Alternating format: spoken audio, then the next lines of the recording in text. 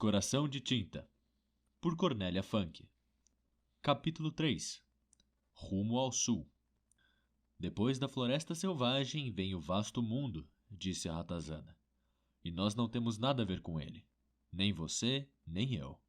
Nunca estive lá, e também não irei. E você muito menos se tiver um pingo de bom senso. Kenneth Graham. O vento nos salgueiros. Dedo empoeirado devia estar esperando na estrada, atrás do muro. Centenas e mais centenas de vezes, Maggie se equilibrara em cima desse muro, do começo até as dobradiças enferrujadas do portão e de volta, com os olhos bem fechados, para que pudesse ver nitidamente o tigre de olhos cor de âmbar que espreitava nos bambus ao pé do muro, ou as cachoeiras espumantes à sua direita e à sua esquerda. Agora somente Dedo empoeirado estava lá. Mas nenhuma outra visão teria feito o coração de Maggie bater mais depressa. Ele apareceu tão de repente que Mo quase o atropelou. Vestia apenas um pullover e tiritava de frio, com os braços em volta do corpo para se aquecer. Seu sobretudo ainda devia estar molhado, mas seus cabelos já estavam secos. Eram ruivos e eriçados, e caíam sobre o rosto marcado por cicatrizes. Mo xingou com voz abafada, desligou o motor e desceu do ônibus. Dedo empoeirado deu um sorriso estranho e encostou-se no muro. — Para onde vai, língua encantada? Ele perguntou. — Não tínhamos um encontro? Você já me esqueceu uma vez desse jeito, lembra? — Você sabe porque estou com pressa, respondeu Mo. Pelo mesmo motivo que daquela vez. Ele ficou ao lado da porta aberta do ônibus, tenso, como se mal pudesse esperar que Dedo empoeirado finalmente saísse do caminho. Mas Dedo empoeirado fingiu não notar a impaciência de Mo. — Posso saber para onde vai agora? Ele perguntou. Da última vez precisei procurá-lo durante 4 anos, e por pouco os homens de Capricórnio não o encontraram antes de mim. Quando ele olhou para Maggie, ela respondeu com um olhar hostil. Mo ficou calado um tempo antes de responder. Capricórnio está no norte, ele disse finalmente. Portanto, vamos para o sul. Ou será que nesse meio tempo ele levantou acampamento de novo? Dedo empoeirado olhou para a estrada. A chuva da noite anterior brilhava nas poças. Não, não, ele falou. Não, ele ainda está no norte. É o que eu ouvi dizer e, como você parece ter decidido mais uma vez não lhe dar o que ele quer, é melhor eu também me mandar depressa para o sul. Por nada deste mundo gostaria de ter que dar a má notícia aos homens de Capricórnio. Se vocês pudessem me dar uma carona, eu estou pronto para viajar. As 2 sacolas que ele tirou de trás do muro pareciam já ter rodado o mundo dezenas de vezes. Além delas, Dedo empoeirado levava apenas uma mochila. Maggie apertou os lábios. Não, Mo, ela pensou. Não vamos dar carona para ele. Mas bastou olhar para o pai e ela soube qual seria a sua resposta. Ora, vamos, disse Dedo empoeirado. O que vou dizer aos homens de Capricórnio se eles me pegarem? Ele parecia perdido como um cão abandonado, do jeito que estava ali. E por mais que Maggie se esforçasse por descobrir algo suspeito nele, a luz pálida da manhã não conseguiu encontrar nada. Mesmo assim, ela não queria que ele fosse junto. Isso estava estampado claramente em seu rosto. Mas nenhum dos 2 homens lhe deu atenção. Acredite, eu não conseguiria esconder deles por muito tempo o que vi. E além disso, Dedo empoeirado hesitou antes de terminar a frase. Além disso, você me deve um favor, certo? Mo abaixou a cabeça. Maggie viu como a mão dele agarrou mais firme a porta do ônibus. Se você vê desse modo, ele disse. Certo, acho que devo um favor a você. O alívio se espalhou no rosto de Dedo empoeirado. Rapidamente ele jogou a mochila nas costas e se pôs a andar com suas sacolas em direção ao ônibus. Esperem! Exclamou Maggie quando Mo foi ao encontro de Dedo empoeirado para ajudá-lo com a bagagem. Se ele vai com a gente, eu também quero saber por que estamos indo embora. Quem é esse Capricórnio? Mo virou para ela. Maggie... Ele começou naquele tom de voz que ela conhecia tão bem. Maggie, não seja boba. Maggie, pare com isso. Ela abriu a porta do ônibus e pulou para fora. Raios, Maggie. Volte para dentro. Temos que partir. Só depois de você responder. Mo foi até ela, mas Maggie escapou de suas mãos e correu até o outro lado do portão. Por que você não me conta? Ela gritou. Ali parecia tão deserto. Era como se não houvesse mais ninguém no mundo. Uma brisa começou a soprar, acariciando o rosto de Maggie e fazendo crepitar as folhas das tilhas na beira da estrada. O céu ainda estava cinzento e pálido. Simplesmente não queria clarear. Quero saber o que está acontecendo! Exclamou Meg. Quero saber por que temos que acordar às 5 horas e por que não vou para a escola. Quero saber se vamos voltar e quem é esse Capricórnio. Quando ela pronunciou o nome, Mo olhou ao seu redor como se aquele estranho, que os dois homens pareciam temer tanto, de repente pudesse sair de dentro do estábulo vazio, assim como o dedo empoeirado surgira de trás do muro. Mas o lugar continuava vazio, e Meg estava furiosa demais para ter medo de alguém de quem só sabia o nome. Você sempre me disse tudo! Ela gritou para o pai. Sempre! Mas Mo não contou. Todo mundo tem segredos, Meg, ele disse finalmente.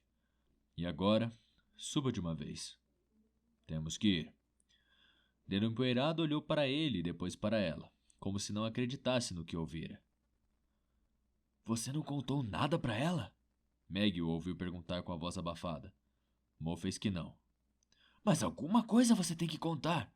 É perigoso ela não saber nada. Afinal, ela não é mais um bebezinho. Se ela souber, também é perigo, respondeu Mo. E não faria diferença nenhuma. Meg ainda estava na estrada. Ouvi tudo o que vocês disseram! Ela gritou. O que é perigoso? Não entre enquanto não souber. Novamente, Mo não respondeu. Por um momento, Dedo Empoeirado olhou indeciso para ele. Então, pôs as sacolas de volta no chão. Pois bem, ele disse. Então eu mesmo contarei a ela sobre Capricórnio. Ele andou até Meg devagar. Involuntariamente, ela deu um passo para trás. Você já o encontrou uma vez. Faz muito tempo. Você não vai se lembrar, pois ainda era deste tamanho. Disse Dedo Empoeirado, mostrando com a mão a altura do joelho. Como é que eu vou explicar quem ele é? Se você tivesse que ver um gato devorando um passarinho, provavelmente choraria, não é? Ou tentaria ajudá-lo. Capricórnio daria o pássaro para o gato comer, apenas para vê-lo destrinchar o pobre bichinho com os dentes. Ele se deliciaria em vê-lo estrebuchar, como se bebesse o mais puro mel. Meg deu um passo para trás, mas Dedo Empoeirado aproximou-se novamente. Suponho que você não tenha prazer em amedrontar alguém até deixá-lo com os joelhos bambos, não é mesmo? Ele perguntou. Pois não há nada que faça Capricórnio se divertir mais. Suponho também que você não ache que pode simplesmente pegar para si tudo aquilo que quer. Não importa como, nem de onde. Pois Capricórnio acha. E, infelizmente, o seu pai possui uma coisa que ele quer a qualquer custo. Meg olhou para Mo, mas ele não se mexeu. Apenas olhou de volta. Capricórnio não sabe encadernar livros como seu pai, prosseguiu o Dedo Empoeirado. Ele não sabe fazer nada a não ser uma coisa: fazer as pessoas sentirem medo. Ele é um mestre nisso. Ele vive disso. Embora eu ache que ele próprio não sabe como uma pessoa se sente quando o medo paralisa os seus membros e a torna impotente. Mas sabe muito bem como despertar o medo e espalhá-lo, nas casas e nas camas, nos corações e nas mentes. Os homens dele distribuem o medo como correspondência indesejada. Enfiam-no por baixo das portas e nas caixas de correio. Penduram o medo nos postes e nas portas dos estábulos, até que ele comece a se alastrar por si só, silencioso e fétido como a peste. Dedo Empoeirado estava bem perto de Meg e baixou a voz para continuar. Capricórnio tem muitos homens. Quase todos estão com ele desde criança.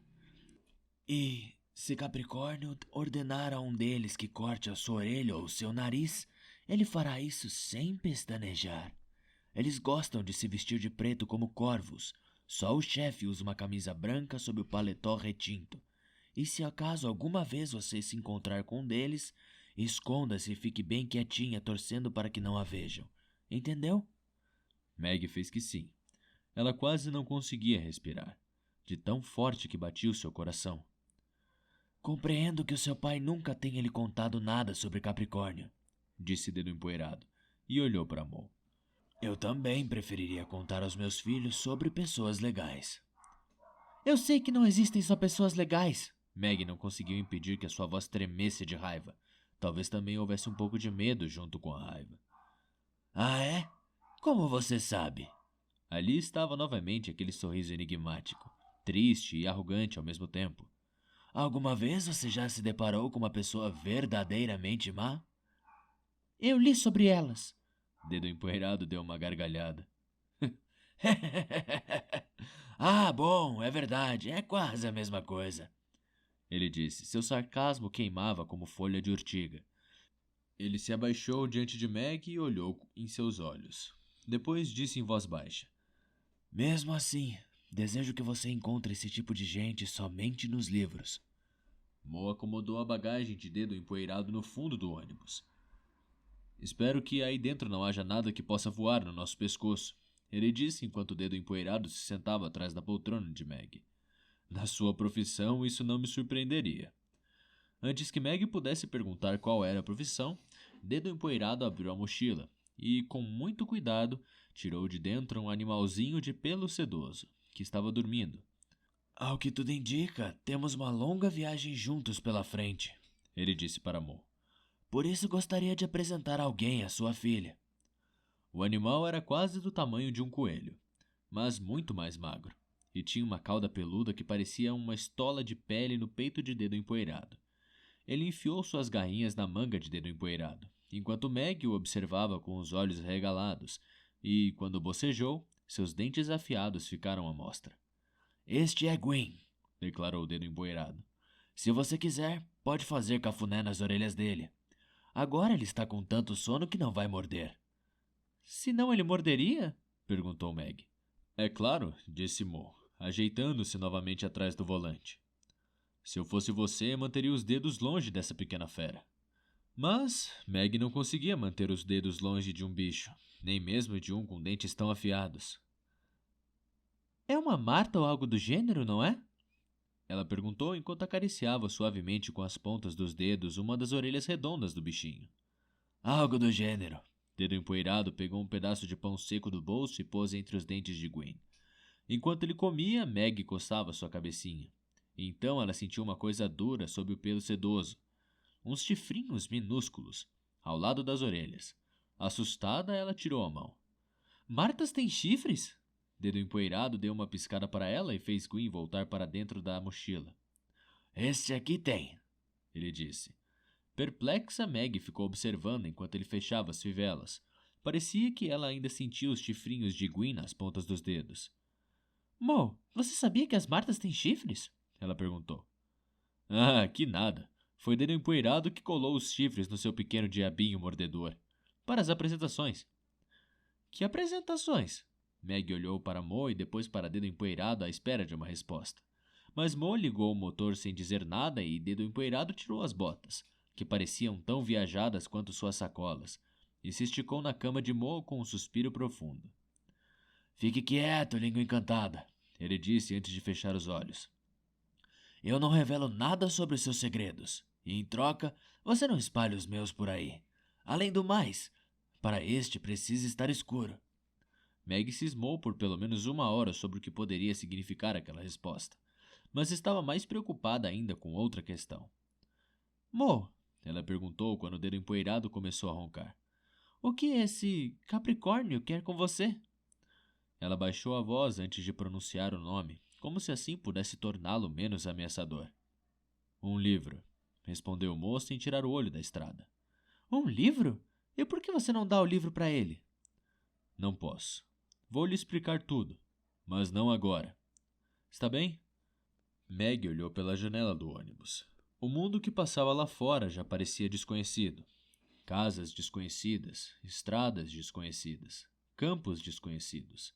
Mesmo as árvores e o céu pareciam desconhecidos, mas Meg estava acostumada com isso. Ela nunca se sentira realmente em casa. Mo era o seu lar. Mo e seus livros e talvez também aquele ônibus, que os levava de um lugar estranho para o outro. Essa tia que vamos ver, ela disse quando passavam por um túnel interminavelmente longo. Ela tem filhos? Não, respondeu Mo. E receio que ela não goste muito de crianças. Mas como já disse, você vai se dar bem com ela. Meg suspirou. Ela se lembrava de algumas tias, e com nenhuma delas se dera muito bem. As colinas foram se transformando em montanhas. As encostas dos dois lados da estrada foram ficando cada vez mais íngremes. E, em algum momento, as casas não eram apenas desconhecidas, mas também diferentes. Meg tentou passar o tempo contando os túneis, mas quando o nono os engoliu com uma escuridão que parecia não ter fim, adormeceu. Ela sonhou com Martas, com casacos pretos e com um livro embrulhado em papel pardo.